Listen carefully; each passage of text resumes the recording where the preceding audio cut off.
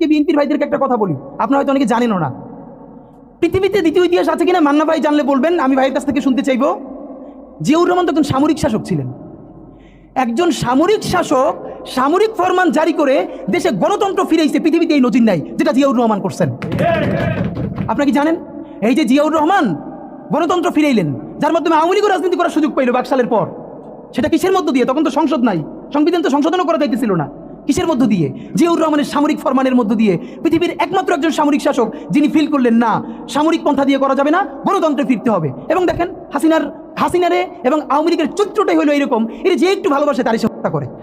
শহীদ president Ziaur Rahman Sheikh হাসিনাকে দেশে আসার অনুমতি দিয়েছিলেন, সুযোগ দিয়েছিলেন এবং বলছে থাক সবাই রাজনীতি করুক। আসার 1 মাসের মধ্যে জিয়াউর রহমান শহীদ হয়ে গেছে, 13 দিনের মধ্যে।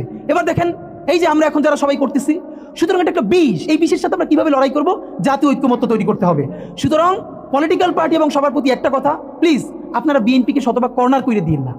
বিএনপি এই আধিপত্যবাদ বিরোধী লড়াইয়ের জন্য আমাদের একটা বড় শক্তি। এই শক্তিকে এত বেশি কর্নার করা যাবে না যাতে তারা গিয়ে আওয়ামী লীগের হাত ধরে ফেলে।